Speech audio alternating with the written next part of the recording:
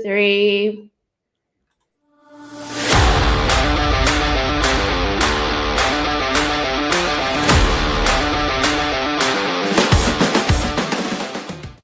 Welcome to the Endurance Athlete Journey podcast.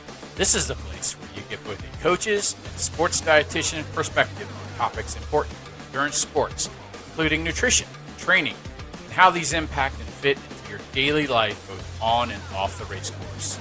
Your host, Coach Justin, certified run and triathlon coach and owner of Tabula Rasa Racing, along with Coach Katie, a registered dietitian with a specialty in sports nutrition and owner of Fuel to Run. Here at the Endurance Athlete Journey podcast is where your journey begins.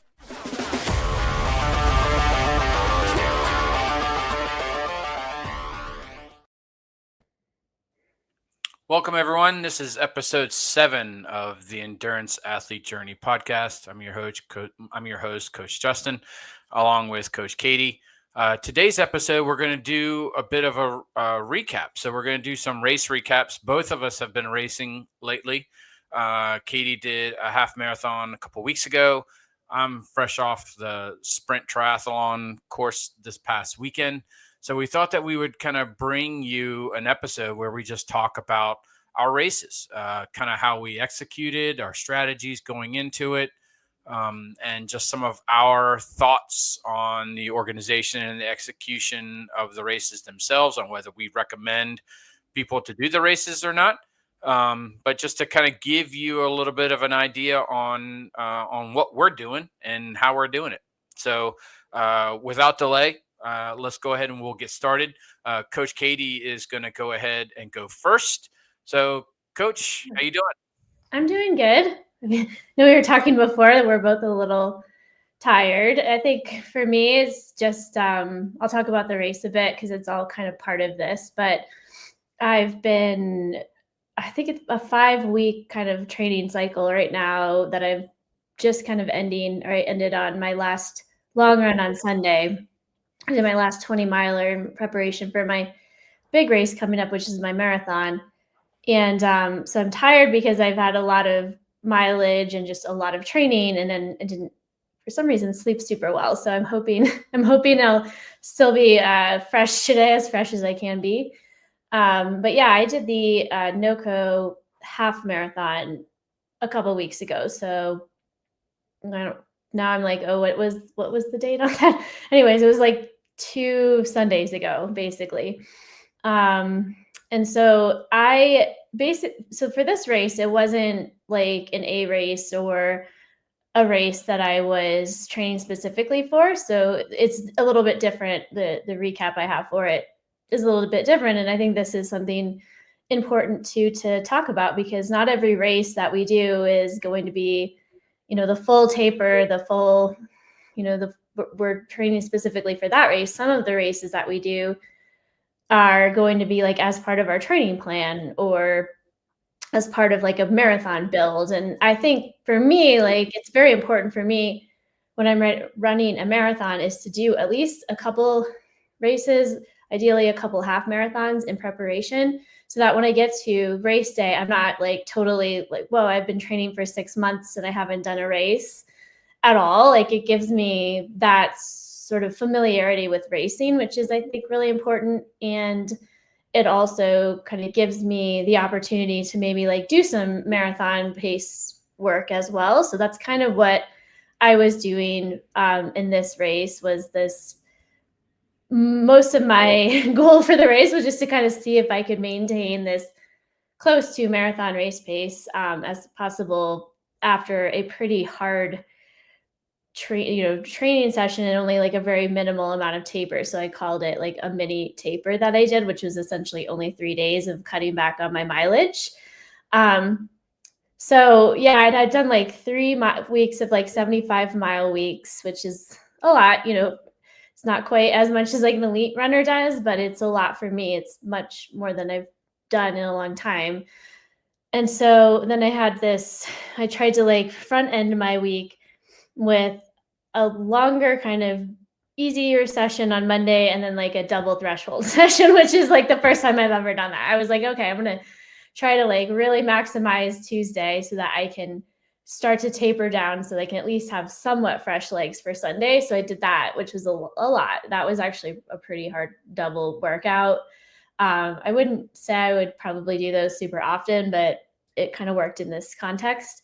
And then I literally took it easy from Wednesday, kind of, did a little bit more Wednesday in terms of just mileage, and then kind of sort of brought it down and did like this 3 days of like lower mileage right before. So not a full taper by any means, but it was actually felt, when I was warming up, I was a little bit worried because I was like, oh, my legs. I think that's part of just being, I think now in my early 40s, it just takes me so much longer. Like I was trying to get 20 miles out of the entire day. So I think I did like a 3-mile warm up. So like, but I was trying to do even more than that, but the race started at like 7:25 and I had to drive a bit to get there. So I didn't have like a ton of time ahead of time to do a bunch of running, but I warmed up and my legs were like, like it's gonna be, oh, hopefully this is gonna be okay. I'm not feeling like super like fresh by any means. But once I got into the race, it was fine. What was really interesting about that day is it was like very um, foggy. Like I woke up and I could barely see like 200 feet in front of me, and I'm trying to like drive to this race, which was about 30 minutes away. And I just like, it was like so densely foggy, which is like kind of odd for where we live in Colorado. It's usually like you could see for miles and it's sunny. So it was an interesting, odd day in that way. I mean, in the spring, we do have days like that sometimes, and it actually stayed foggy the entire time, the entire race almost. So that was interesting. Yeah, I don't know if you have any, you know, questions for that, or anything. If you have anything, Justin, you want to kind of ask me about it too. If I kind of leave anything out, let me know. But I got, so I get started.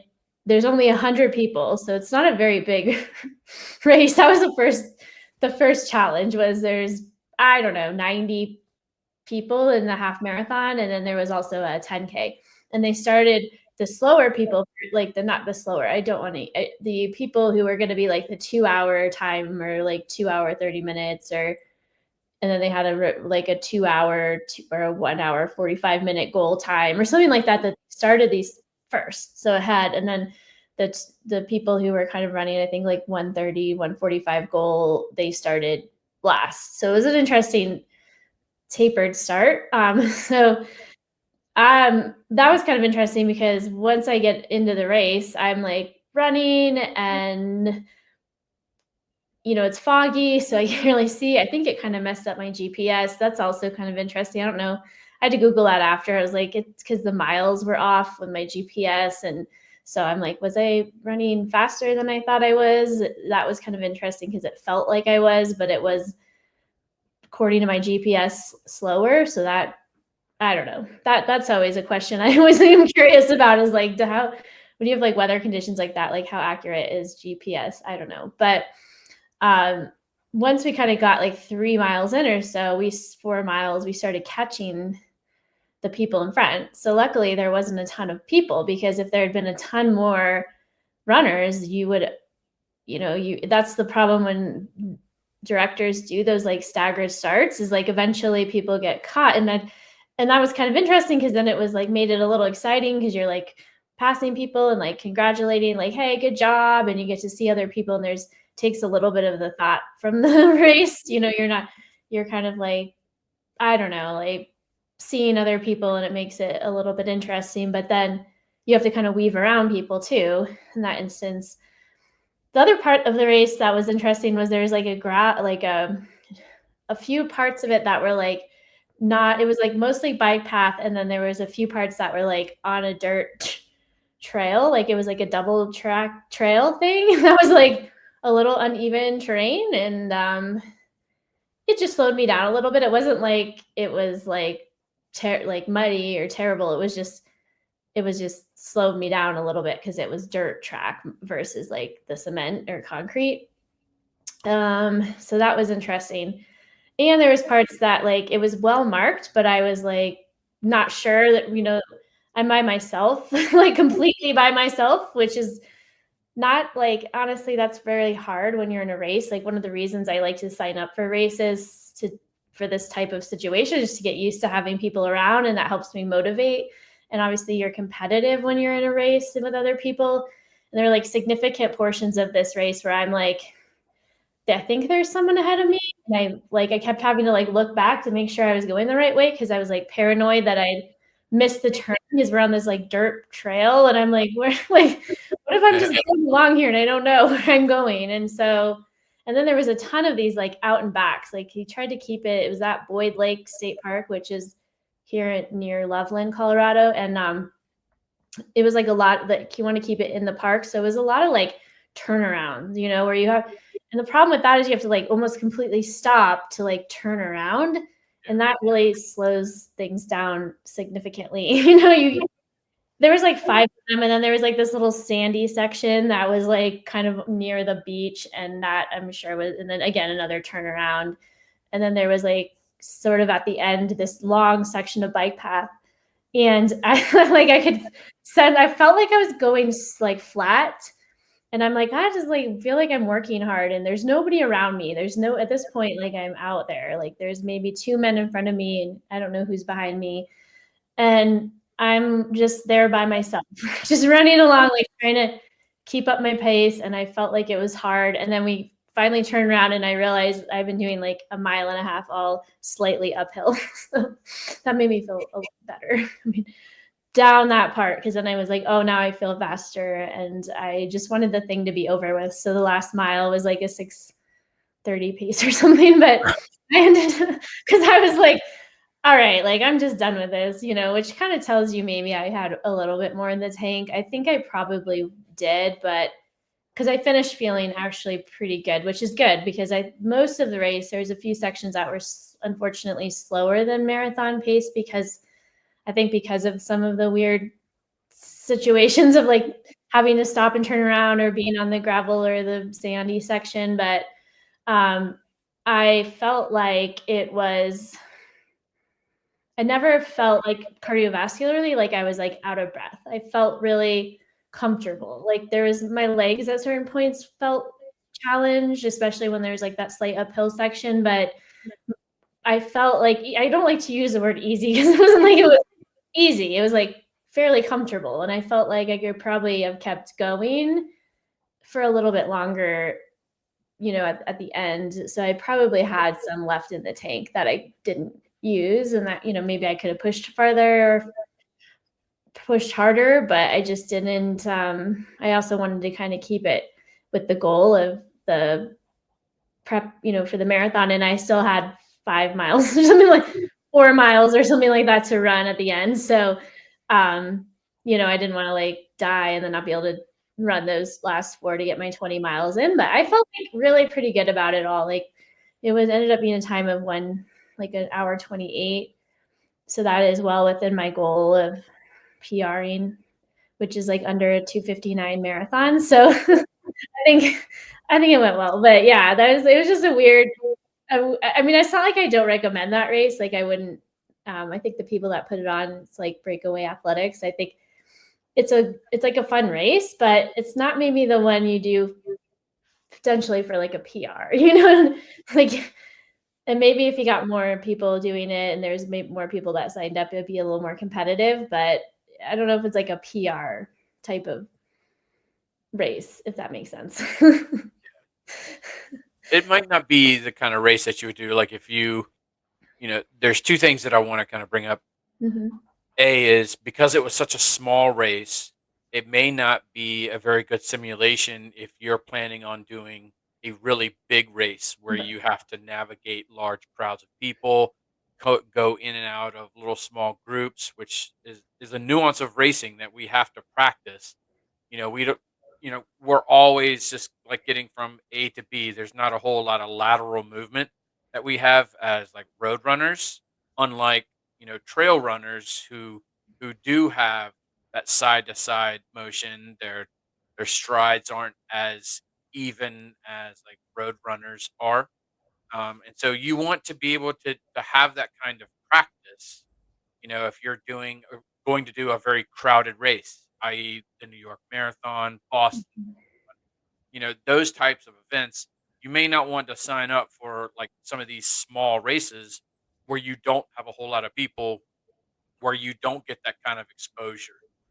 Yeah, that's true. And that's I, hard to yeah, find, I think. I mean, around here, possibly there was one this last weekend, which was like the Colorado Marathon, and that one's pretty popular. I would assume that one would have been better, but it's challenging because when you're planning these types of races, you're also thinking about how it fits into your schedule, and the cost, is also prohibitive sometimes because if you're like, oh, I'm just doing this as like a training thing, that was part of my thing is like, okay, I could do this other one that I didn't sign up for in time, and now it's going to be over $100 for this half.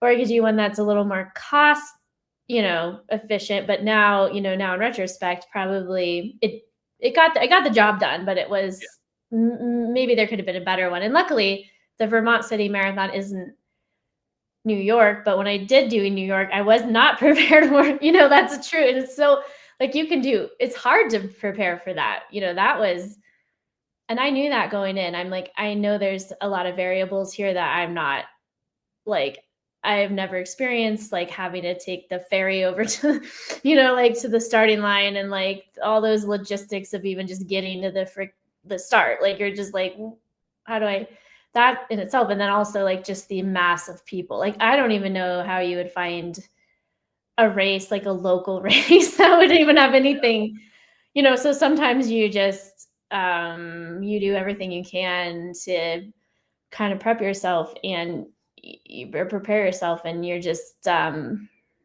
you're just struggling, you're just not going to be able to get all of those same like logistics and aspects into a race that you sign up for that's local. And yeah, most people aren't wanting to travel go somewhere you know that's going to be a bigger half marathon if they're just doing it kind of more for race prep. So it's definitely challenging. I mean, I think for me it got I accomplished mostly what I was hoping to accomplish, but I think I could have had a faster, like a better day had there been more people to run with, like some more competition, and then also just more like less of that out and back kind of thing, like more like maybe one way, one direction for a while and then coming back, and then, but to have it be sort of all, it was interesting, for sure. But I mean, yeah, I got the job done. So it worked out. And now, after that, I was able to kind of like then jump back into another pretty high mileage week last week. So I didn't accrue enough damage with that, which is also makes me feel pretty good that it didn't totally destroy me for so many days afterwards, that I wasn't able to kind of jump back into my last sort of larger training week. And I was able actually surprisingly to do a 20 miler this last Sunday, like 1 week after, and still feel pretty good. So that all makes me feel pretty good about my, how going into, the marathon in like 3 weeks, if everything goes right, and we all know how that is with a marathon, it's like everything has to align up perfectly. Like you've got to get the whole training thing perfect, the taper, like you have to peak at this exact special time. There's always those aspects of it that are so challenging, but I think it served its purpose. So one of the things that I'm curious about, and we have one of our focuses of this podcast is heavily on nutrition. So, mhm. talk a little bit about how you prepared race morning uh, Yeah, that's a good to question. do your race. That's a good question. I think I actually would talk about the day before, because for this particular race, I actually did try to practice some amount of carb loading. I don't think I didn't do like typically for my marathon, I'll start carb loading like 2 to 3 days ahead. Like I didn't do it that much, but I did the day before. So I'll give you an example, of I'm trying to remember everything. I can't tell you like everything I ate because I'm trying to remember, but I know Friday I made like this big pot of like white, like sushi sticky, that's sushi rice. Hmm. And so in the morning, I think we had pancakes. So I had some pancakes, which is very carby, and maybe berries or something like that. And I did my shakeout run. And then I think I came back and had like a smoothie or something like or a shake or something like that, just a little bit of protein. And then I had throughout the day, I know I had at least a few of these. So sometimes when I'm carb loading, like since rice is so carb dense and it actually tastes really good to me. This might sound really weird to people, but I take the nori sushi like wrapper things and I take the rice and I like put a bunch of rice and I wrap it. I wrap the rice and inside the nori thing and make it almost like, but it's like sushi roll without anything in it. Like it's just the rice and the Oh, outside. And I take like soy sauce and like a little bit of wasabi and I just eat it like with this. It's just like I dip it in the soy sauce, the wasabi, and so I ate a few of those with all the rice in there. I don't know. I'm assuming it was. I didn't, I didn't like record it all. I kind of maybe had it in my head, like sort of, oh, okay, this is roughly this many grams of carb. But I would say like each of those was probably at least half a cup to 3/4 a cup of rice, and I had like 2 of 3 of those, and each half a cup of rice, like, or let's say 2/3 a cup of rice is 30 grams. So that's like 60, maybe like 100 grams of carb just doing that. And then I had like with the pancakes. So I think I probably did like 300. I had a big bowl of pasta that night. And I also think I had some other things like in there. So some fruit and other things. So I'd say it's probably like 350 grams of carb, maybe a little bit more, which isn't quite. So the recommendation for carb loading is like 8 to 12 grams, on the high end, 8 to 12 grams per kilogram, which is so much, so hard to get.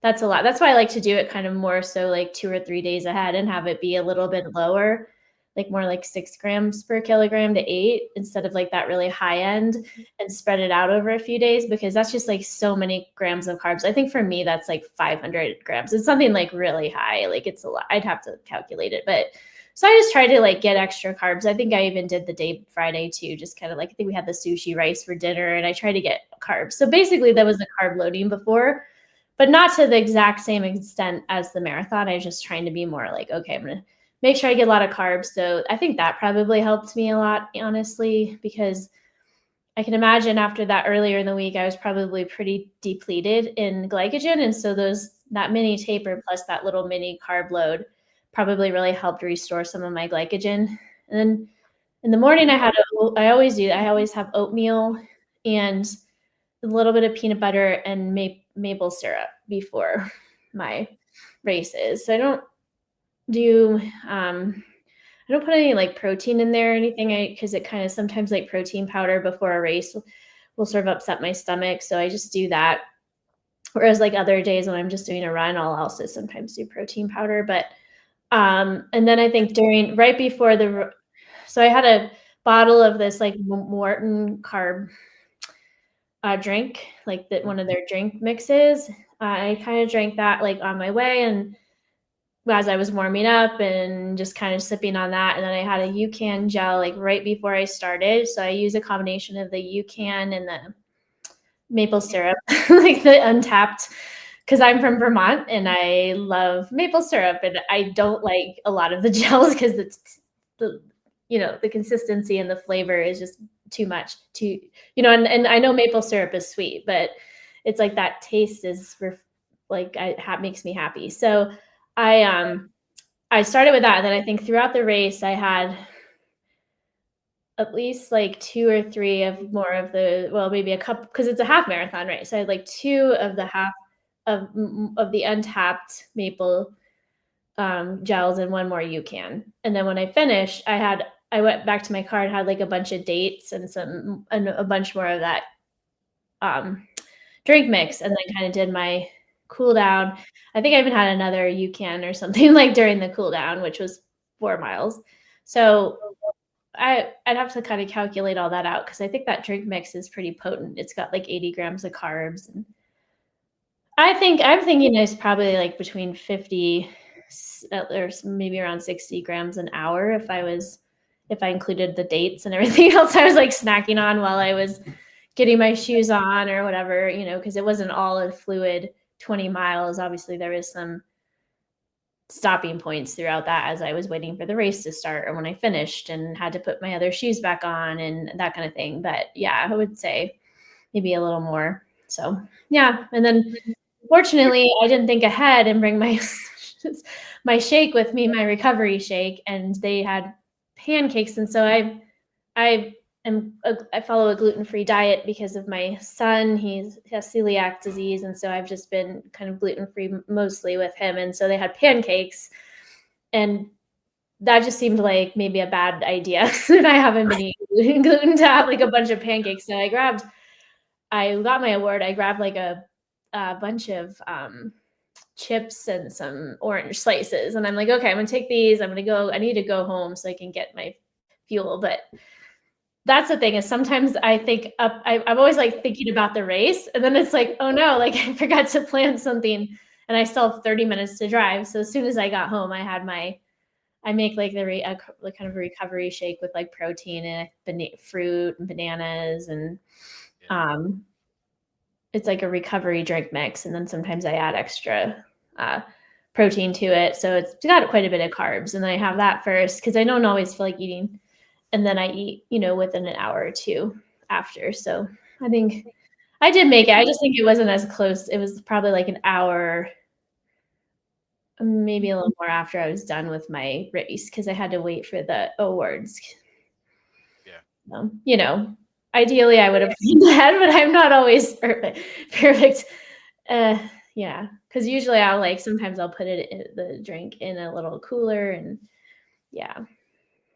So if you waited for awards, did you place? Yeah, I got first for women. So yeah, So first overall for women. for women. I think it was like third overall, honestly. That's how few people were. I mean, I don't want to discount my performance or anything, but in these days and age here in northern Colorado, I mean, we think of Boulder as like this running mecca, and yeah, there's like a lot of pro athletes that come out of Boulder, but in Fort Collins, we have a lot more. I mean, I've been here for a long time, and I remember years ago when I was racing and running, I was probably one of the faster athletes, and now we have just like a plethora of like very fast women, especially, and men too, but like a lot more women who are very competitive and almost in that elite category, really. So yeah, it's like if they showed up, then maybe, yeah. I mean, I'm not counting myself out as not fast. I'm just saying we have a lot of really great fast women, which makes it nice because then you have more competition, usually. So yeah. Well, It was, nice it job. was yeah, Third, thank you. third, Yeah, third overall. it was a good race. That we'll have to do another. I know our next chat will be on the taper, which I'm going to be sort of starting soon. So that'll be interesting. And then we'll have to do another recap at some point after my marathon, hopefully. Yeah. So yeah, tell me about your race. How do you like prepare ahead? Like, did you do a taper for it? Like we can dive more into the taper piece next time, but Yeah. how'd it go? So this past weekend, I did the Smith Mountain Lake Sprint Triathlon. It's in Huddleston, Virginia. So it's out of Smith Mountain Lake State Park. Um, uh, Overall, I think it was a hugely successful race for me. I did a race a couple weeks ago um, out of Smithfield, so it's like my return to triathlon. So I've been on a kind of a 4-year hiatus recovering from surgeries and whatnot for my shoulder, my elbow. And so this is kind of like I'm getting my feet wet because my goal is to get back to long course racing. I don't know if it's in the cards, but I'm at least giving it a shot. So I'm kind of going back to my roots and kind of the way that I started my triathlon journey was doing the shorter races and kind of doing this progressive build as I progressed through the different distances of triathlon. So this year I have 2 sprints on the books, and then I have an Olympic now in 5 weeks in my hometown of Williamsburg, Virginia. And so this past weekend, I did Smith Mountain Lake. Uh, so this is a 750-meter lake swim. The lake temperature is in the upper 60s, so that's a little on the chilly side for me. So it is wetsuit legal, which had my anxiety completely ramped up for the whole week of my taper.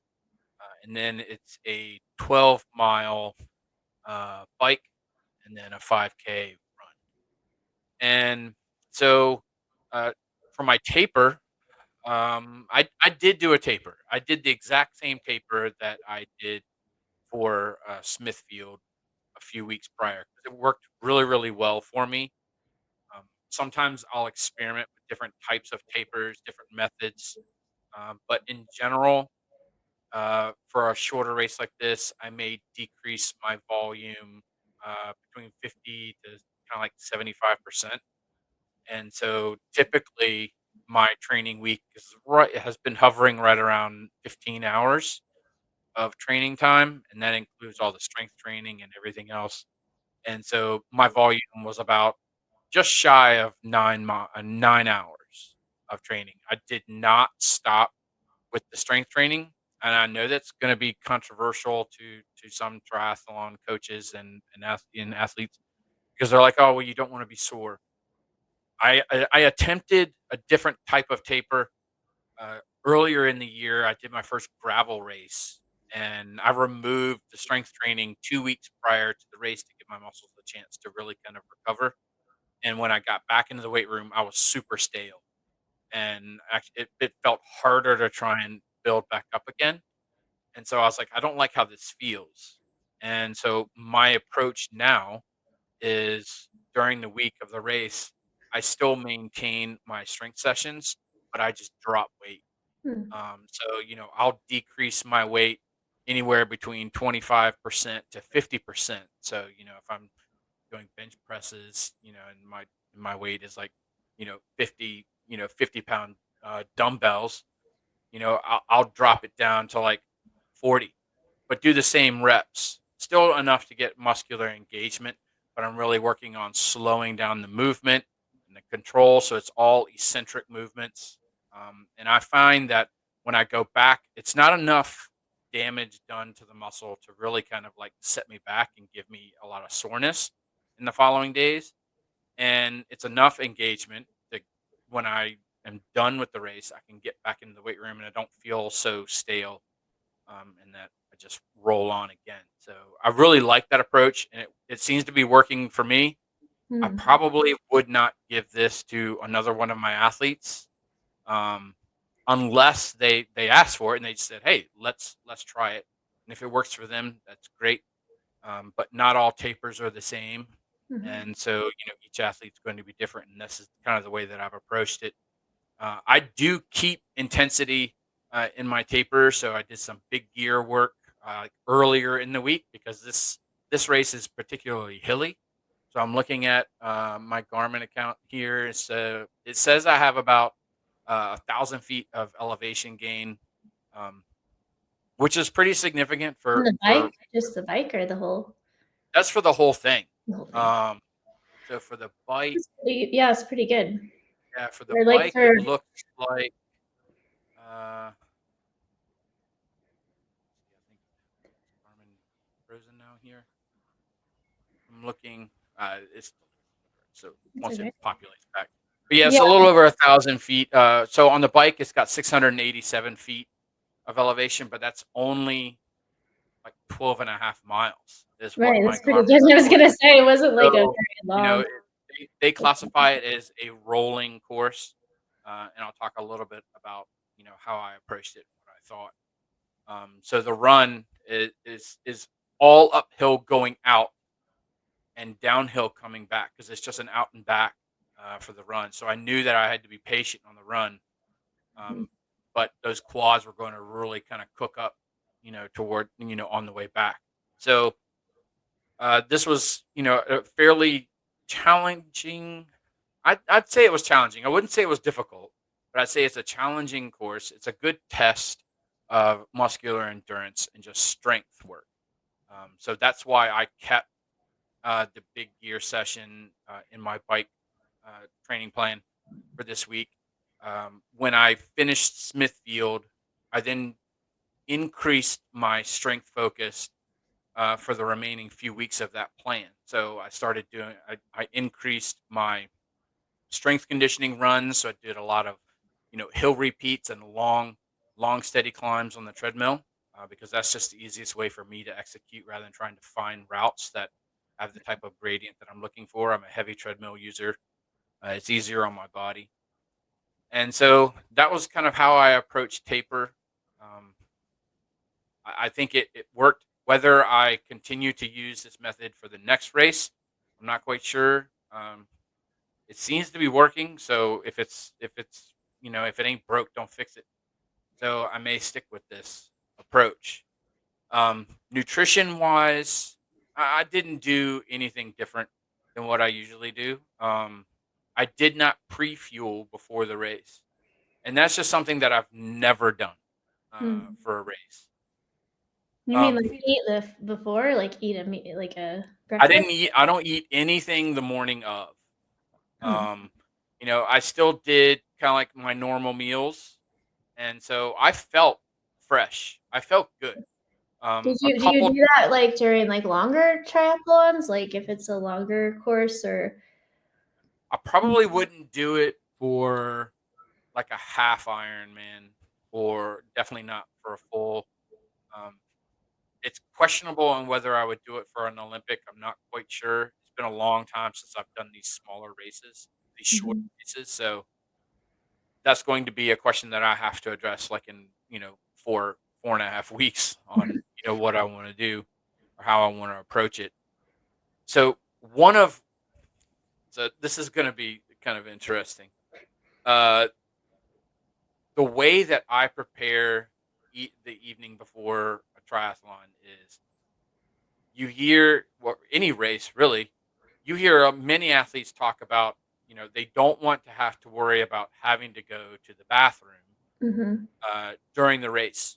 So a lot of them tend to promote taking things like Imodium, things like that Mm. to kind of like block you up a little bit.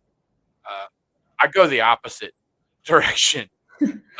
And so the night the night before, I take laxatives, Oh, and interesting. Yeah. a lot of them. So I love that. Yeah, I there's a feel like I just don't yeah, eat a lot of fiber. That like I think the biggest thing I tell people is just carb load, but to don't eat a bunch of salads or so most of the time I'm very into vegetables, right? Like as a dietitian, but I think the way to kind of get around not around that and not having to take something like that would be to like really focus on a lot of carbs that have very little fiber, because yeah, that's a issue really that people run into, I think, is getting the next day if you're having a whole load of fiber, slowly digestible carbs. Sometimes that can get people. yeah. Yeah, I've been so lucky that the only time I had the bathroom issue is when I actually had before Tucson, I actually got a GI bug. So Yeah. it was, I don't know what I could have done about that. But yeah, that's interesting. I guess I've never, I've never tried. I don't think I will try it, but Yeah, no, I don't encourage any of my athletes to try this. This is because I something don't that like the I one thing I'd be focus worried on. about is like dehydration. Because if you're, Yeah. spelling a lot, I'm you're gonna I have. will say that by the time I'm ready to race, I'm pretty empty. Mhm, So there's usually nothing left because I'll take, like 4 X-Lax, and and I take it fairly early in the evening before, mhm. so that, it kind of like hits early in the morning, and then I just drink my normal like cup of hot tea, and because I'm not a big coffee drinker. Um, and I've already got like a nervous stomach, and my digestive system is a little awkward, from the gastric bypass and things. So my body doesn't behave like But a do normal you like take a any normal. carb or anything in during the race, like in a sprint, or like what do For you? sprint, no. Mm, For sprints, I don't intake anything because I'm not out there long enough to really worry about it. Um, what I have been doing the past 2 weeks or the past two races is I take one single bottle and I put it on my bike, and it's a pre-workout mix. So there's no electrolytes added to it or anything like that because it's not hot enough yet really to really encourage the sweat.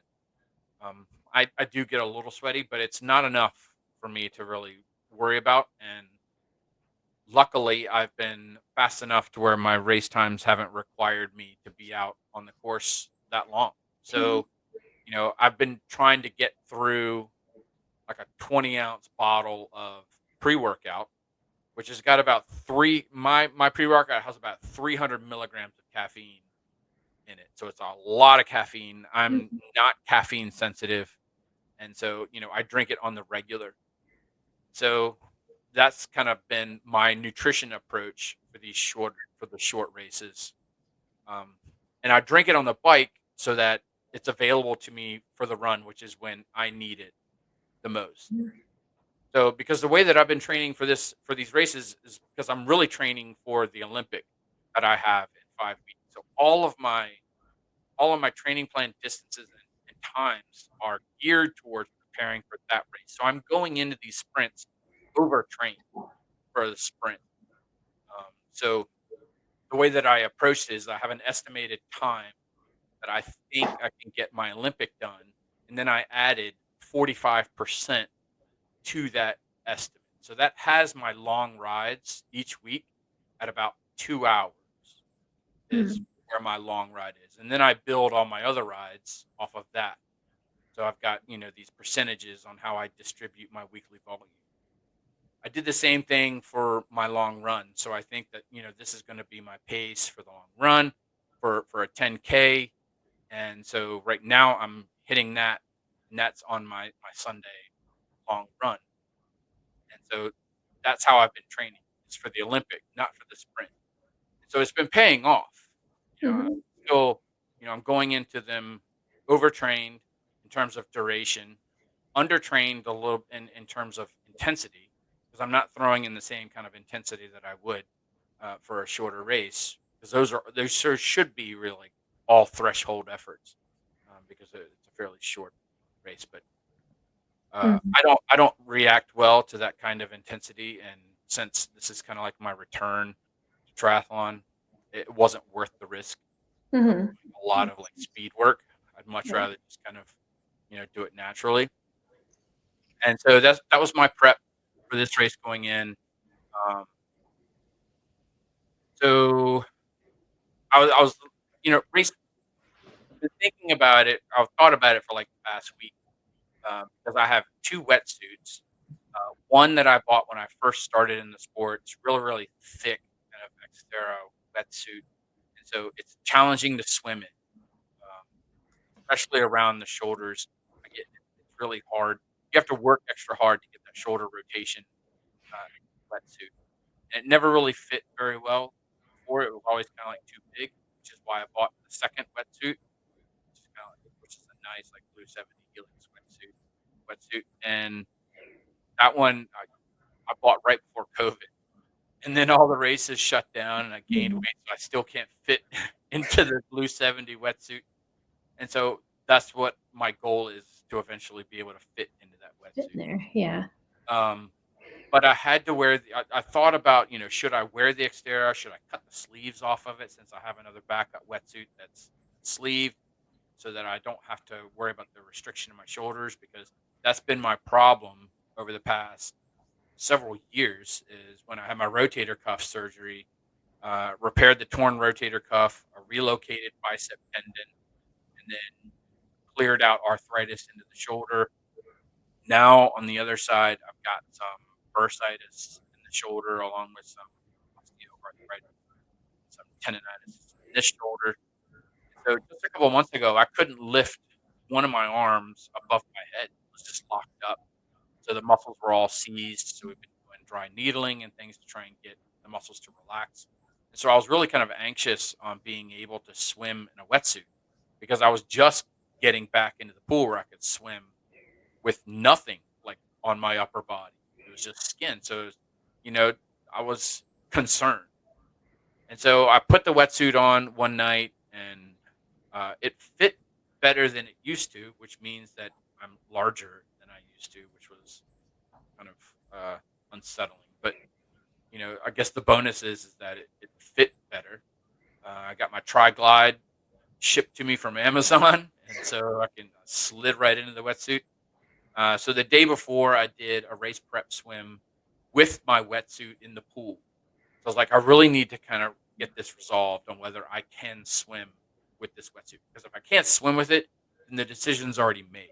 If I can swim with it, then I still have to make the decision on what I want to do.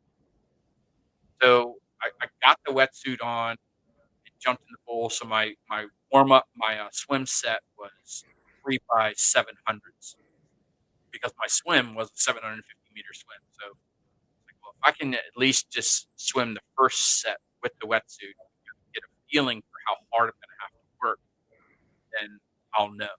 And I finished the first 700, and I felt really, really good. I was like, okay, well, this feels good. Let's just do the rest of the workout with the wetsuit. So I swam all 3 by 700s with the wetsuit on. Didn't feel fatigued, and I felt good. Been doing a lot of paddle work in the pool, so my upper body is getting stronger. So I made the decision. I was like, well, let's just roll with this wetsuit. It's working well. It worked better than it has in the past. I think I'm a little bit larger, so I fill out the wetsuit a little bit more, and it doesn't shift around, which is not really necessarily what you want. And I felt like it improved my body positioning, which is something that I've been kind of working really hard on, trying to improve my body position in the pool. So that's what I did, and rolled with the wetsuit for race morning. Really waited because a lot of people put their wetsuits on way too early. The sun was really high in the sky. There were really no clouds, so it heated up pretty quickly. And wearing that thick neoprene will raise that body temperature and that core body temperature really high. You already kind of get into the water with an elevated heart rate, and trying to go threshold in the water with an elevated heart rate is going to skyrocket even more.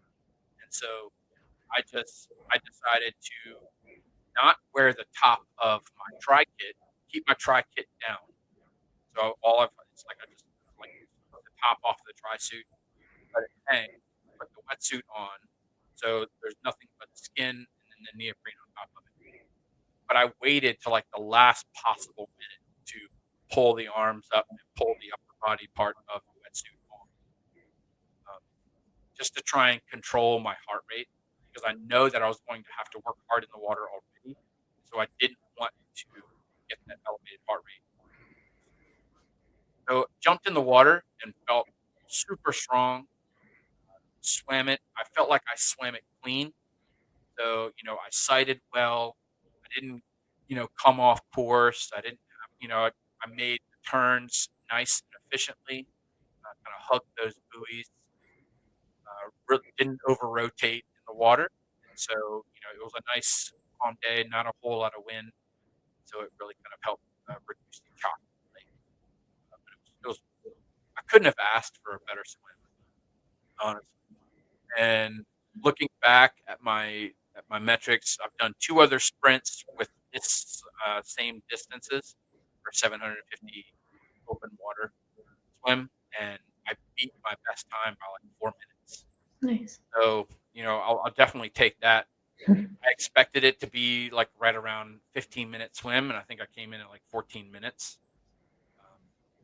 So when I came out of the water, my heart rate was pretty high. I swam hard. And so much harder than I did in the pool. And so it's a long progression from the water up to T1, up to transition. So it's a lot of uphill in the grass, and then you have to cross over on some asphalt road. I've really got like jacked up ankles and feet. My feet are really sensitive. And so I made the decision on the fly to not run into transition because my heart rate was already elevated. So I wanted to spend that time to try and catch my breath, get my heart rate down, minimize the damage to my feet by running barefoot on the grass and then across the roads and all that kind of stuff. And so my T1 was was a little over 5 minutes, which was not great. Um, but I'm trying to get off the wetsuit and kind of get myself collected with a longer route. Mhm. And so jumped on the bike.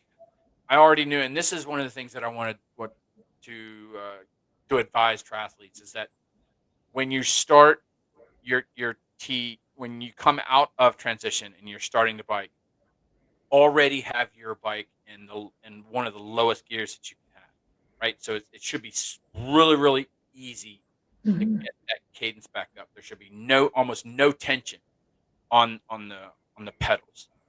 And all you're worried about is getting one foot clipped in. So one of the drills that I would recommend triathletes to do is some single leg drills. So this is what I do a lot is I at least just try and get one foot clipped in, and then I'll single leg pedal for a few pedal strokes to try and get my other foot in because I don't want to sit there and just like fight it. I'm not looking down on the at my feet trying to get it all situated because this is where it is complete and utter chaos coming out of T1 trying to Mhm. get your bike started. And this is where I see a lot of accidents going in, a lot of people just not paying attention. So if you can really kind of master that one leg drill and just kind of spin until you get some distance from other competitors, then you can get worried about getting your other foot flipped in.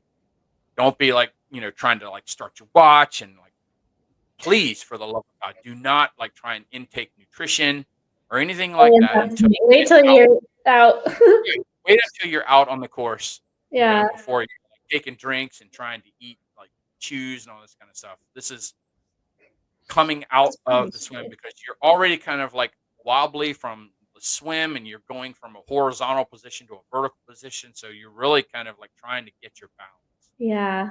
I know, I So think that that's was, like, my least favorite part of the whole triathlon was that particular transition, be taking off the wetsuit, especially if it was cold because all of my hands and feet are numb, and, like, it's always nice if they have somebody there to, like, help you, because 'cause you're just, like, trying to tear this thing off, and then obviously they're sort of, tight, and it's just hard to get off, and then you have to get there and get all your bike stuff on, and you have to, like, somehow get going on your bike, and yeah, I knew people who like, yeah, I mean, I think I practiced that a little bit when I never got into an accident or a crash, luckily, but yeah, that was always like what made me, it was like that particular transition was my least favorite, always the one that made me more nervous. So it's the yeah, harder of the two. the more you can kind of like be used to that, like I would say practicing taking off the wet, like going and using your wetsuit, practice taking it off, practice getting onto your bike, just like because actually spending time to practice going through transition like you would in a race is probably worth it because Yeah, if you're going into a triathlon the first time and you've never done any of that, that part is just going to be really a challenge because you just not, yeah, and you're cold and you're going from like, I used to always be like dizzy because you go from swimming and then you'd be upright, and that sort of transition from being like horizontal to like upright always made my heart, it was like maybe my blood pressure would go down or something, and I would always be like really weird, almost like falling over out of the water. So you just almost have to kind of be used to that, like know what's coming. And anyway, that's a good yeah, point. I think practice or and don't try to be like a hero. You see some people like have their, like, unless you practice this a lot, like they have their shoes already clipped in. You know what I'm talking about? And they yeah. like go on. Like you need, if you're gonna try to attempt something like that, that has to be like well practiced. Don't Very I very well I practiced. think I saw people try to do Yeah, that in some of my races that looked like they had never attempted that before. And it was like, yeah, like, well, probably you look like you're gonna crash. So they're just like yeah. dangerous. Don't do it. Yeah, because people are extremely distracted trying Mhm. to get their bike started, and so it's a place where, you know, you should really focus on being present in the moment, know what's around you, who's around you, and try and get some separation before you kind of allow yourself to be distracted by other things, whether that's, trying to, take in, a gel or something like that, or grabbing a drink after coming out of the swim, or grab it in transition and just take a shot of some water or whatever, and just have an extra bottle there in your transition. when I went out on the bike, um, it was a little bit, it was all uphill going out of the bike because the start of the bike course is the same as the start of the run course. So I knew it was all uphill. And so I didn't quite know how I was going to approach it. I was like, do I really want to um, approach this bike a little conservatively in order to secure myself in being able to run well? And I jumped on the bike and I just kind of like struck the match. So I was like, well, I guess this is what this is what I'm going with. And I I made the decision. I was like, look, I'm just going to ride hard. And the run is going to be what it is. I really want to I believe that I have really deep bike fitness because I've done a huge cycling block in preparation for the gravel race that I did. So I've been riding a lot and I do tons of like low cadence, big gear work. So I knew this type of course was going to be my strength. And so, you know, I didn't even bother to look at my heart rate because I don't race by heart rate and I don't train by heart rate, but I do use it as kind of a gauge. It's like, okay, where am I at? Am I feeling, is my RPE consistent with the heart rate that I'm seeing? If it's not, then I go with my RPE. Because I've gotten into the race where I looked at my heart rate and I was like, "I know that I can't sustain this," Hmm. and I've cut back. Hmm. But in my last race, I saw that my heart rate was really high, and I was like, I don't think I can sustain this," but I didn't adjust my intensity. I just said, "Well, let's just roll with it." Because sometimes you can just have inaccuracy in the measurement of your heart rate, and, some of it's just adrenaline and everything else. So it's really hard to kinda get a true measure of your heart rate and what you're putting in to the effort. And so, based on my experience in Smithfield just several weeks ago where I had that same kind of experience where I had an elevated heart rate and it did not affect my run at all because I was able to actually come off of the bike and execute a progressive 5K. And so I was like, well, maybe let's give this a shot. And I was like, I know that this route is, in my favor with all the hills. And so I just let it loose. I didn't completely drop the hammer, but I said, I told myself I'm just going to go and see what I've got. And I really kind of opened it up. So my average power was right in zone 4. My normalized power was like right in zone 5. Hmm. So the physiological demand impact to my body was zone 5, but I only got the output of zone 4. So that's common for me riding outdoors. Now, too many people ride indoors too much to where the normalized power and the average power are going to be closer together. So uh, I just said I'm just going to roll, and I had a fantastic bike. So I finished the 12 and a half miles for the bike in 37 minutes. Hmm. So I think I came off with in my division, I raced in the Clydesdale division. So I didn't race in an age group division. I'm a bigger guy. I felt like racing in Clydesdale this year was going to give me a better shot at some good performance because I'm competing with people that are closer to, my body type. So I really want to see how I stack up against them. I could care less how I stack up, against, a mid 40s guy that, is like 160 and, can run like the wind. That's not comparable to me. So I really wasn't too concerned, but I came off with the number one bike uh, for the division, for the Clydesdale division. And one of the things that I do want to say is if you are racing a triathlon, please know the rules. And there are drafting rules, and then there are blocking rules. And so, knowing how much of a distance you need to maintain from the bike in front of you is important. Mhm. But the one thing that I had to battle more with was blocking. And so, what happens is that you have somebody who's riding to the right, like they should be, and then you have somebody who's camping out to their left. And so the way the rule states is that when you come out of the draft zone, So you're going to pass this person. I think you have like 25 seconds to make your pass, and that's to come up until your front wheel passes their front wheel. Now, once that happens, it's on the person who's being passed. It's their responsibility to back off and allow you to enter back into the draft zone. Well, we had people where they never made their move. They came out and they just stayed there. And it's super frustrating. And so eventually about halfway point, and this guy, knew what he was doing. He was a seasoned athlete. So it wasn't like his first sprint. He just didn't know the rule. Eventually I just had to yell out. I said, "Make your move." And then he didn't acknowledge. And I yelled out to him, "Quit blocking." And then as soon as I said that, he made his move and then dropped back in because he sat there forever and I couldn't get around him and I was stuck. And so technically I was drafting because I was trying to get around. And Right. so I was on the rear wheel of the person in front of me.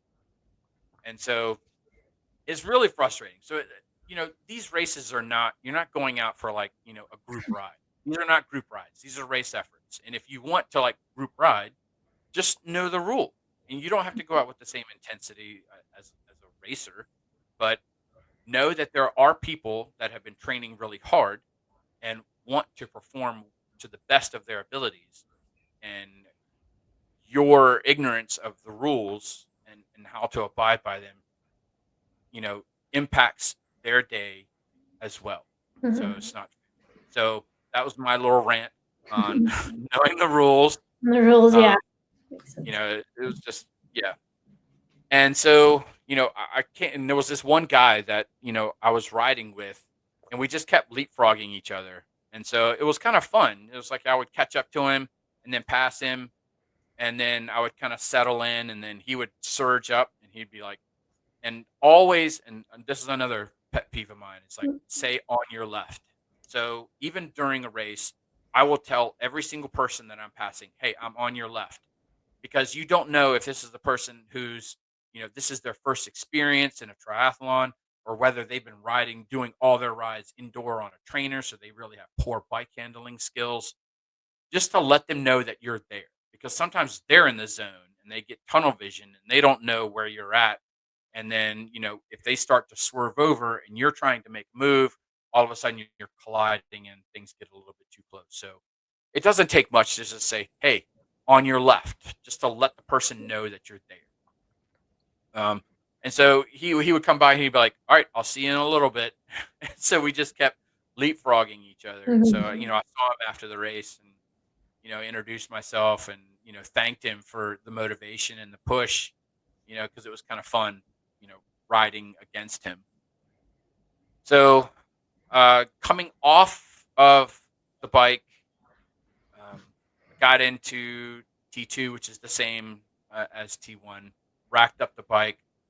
Um, my transition for T1 or T2 was about 2 minutes. It says 2 minutes and 55 seconds. So I was just under 3 minutes, which is the exact same transition time that I had a few weeks ago. It's still too slow. I still seem to be like camping out there in transition. But the way that my body works is I do spend some time trying to get my legs under me.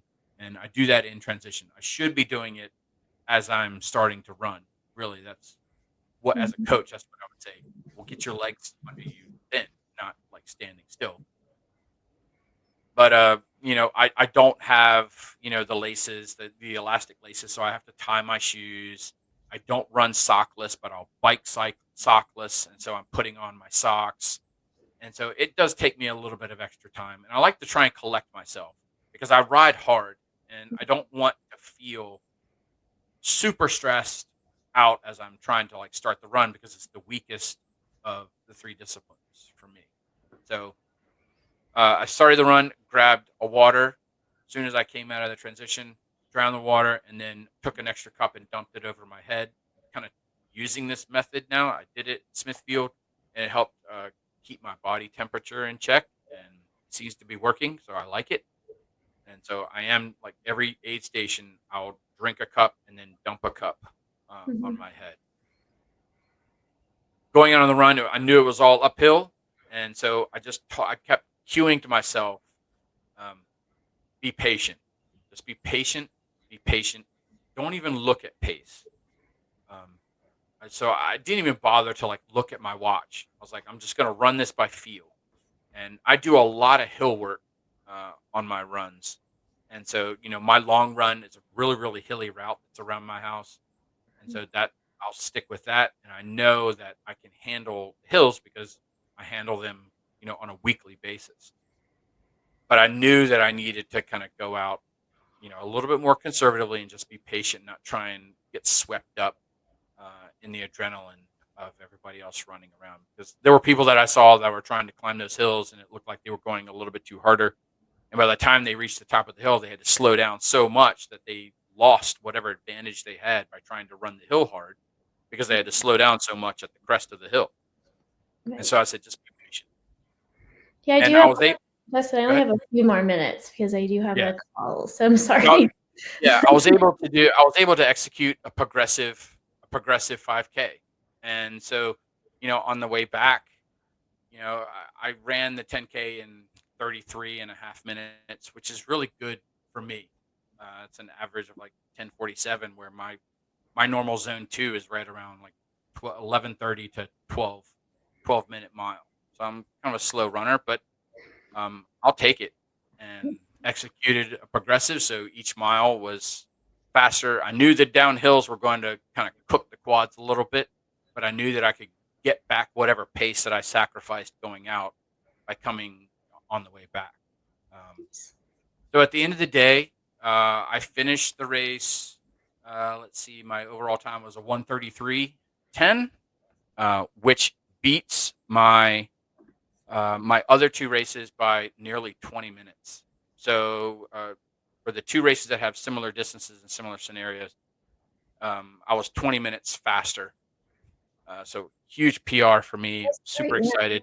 it's awesome. Um, I was able to get second, so I took a podium spot. So it's only like the third time ever in like my triathlon journey Nice. where I've made the podium, and so I was second. I came in first, and this 21-year-old kid um, took the first place. Um, Hmm.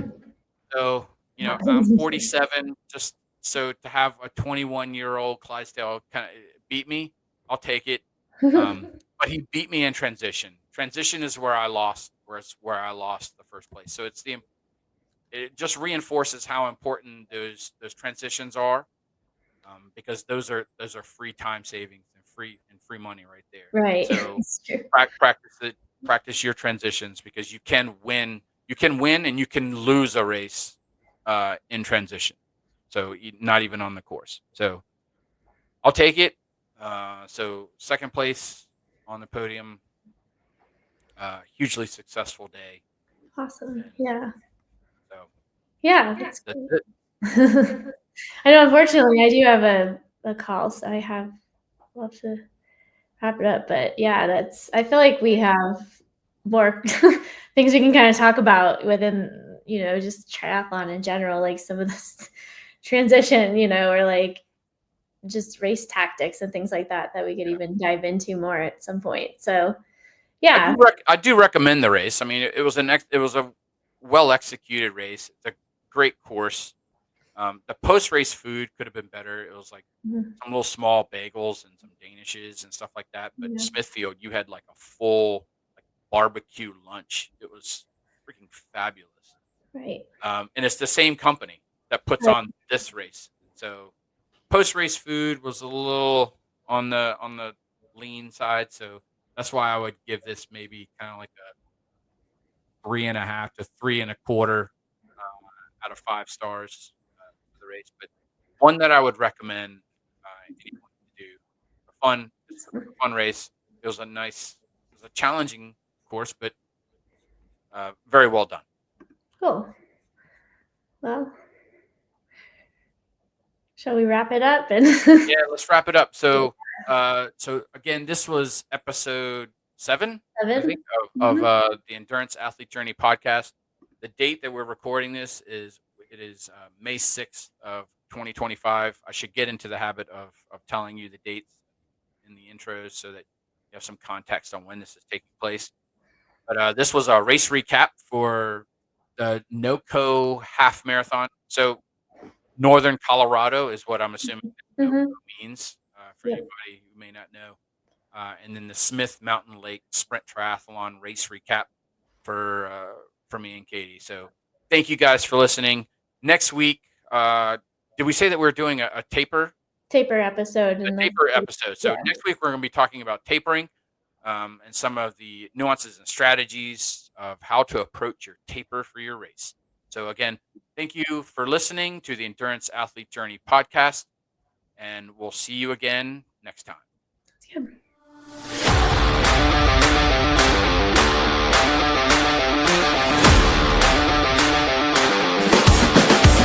Listening to the Endurance Athlete Journey podcast. Like and follow us on Facebook and Instagram. Subscribe to the podcast on iTunes, Spotify, and YouTube. Feel free to leave us up to a 5-star review on iTunes and Spotify, because leaving a review really helps others like you find us. Visit the podcast website for other episodes of the Endurance Athlete Journey podcast at enduranceathletejourney.buzzsprout.com. Have questions or comments about the podcast? Send Coach Justin and Kate an email at theenduranceathletejourney@gmail.com. For all things coaching, visit Coach Katie at fuel2run.com and Coach Justin at tabularasaracing.com. Again, thank you for listening to the Endurance Athlete Journey podcast, and remember to find joy in the journey.